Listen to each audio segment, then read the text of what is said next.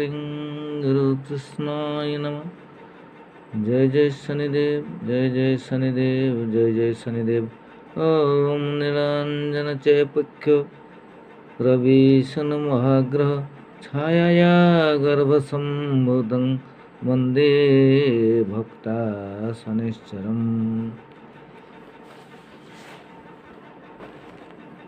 चैत्र 16 दिन मार्च 29 तारीख शनिवार।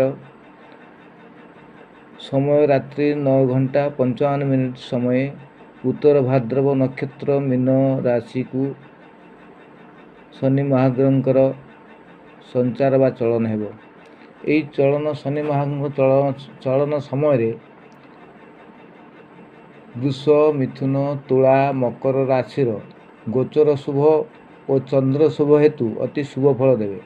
कर्कट, कन्या, बिछा, कुंभ, मीन राशि चंद्र शुभ और गोचर अशुभ हेतु समफल प्रदान करेंगे, किंतु मेष, सिंह, धनुराशि गोचर अशुभ और चंद्र अशुभ हेतु अति अशुभ फल देवे। तेणु शनि ग्रहंकर चलन समय जो जो राशि मान प्रति अशुभ अच्छी तार प्रतिकार निमंते शनिवार हनुमान मंदिर को जाई राशि तेलर दीप प्रज्वलन राशि तेलर दीप प्रदान करेंगे, किंबा शनि मंदिर जदि पाखर थाए शनि मंदिर को जाई राशि तेलर दीप देले शुभ फल मिलता है। ता छड़ा जदि शनि किंबा हनुमान का मंदिर पाखरे न थाए अस्वस्थ वृक्षमूल राशि तेलर दीप देले मध्य सुफल मिले। यह छड़ा शनि ग्रह को धर्मराज बोली कहा जाए।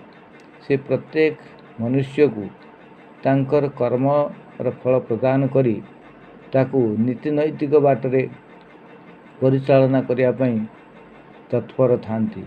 तेणु जो व्यक्ति दुष्कर्म, अनैतिक कर्म, कपटता, हिंसा आचरण करे ता प्रति शनि ग्रहंकर क्रूरता बढ़ी जाए और से ताकू बहुत दंड दियंती।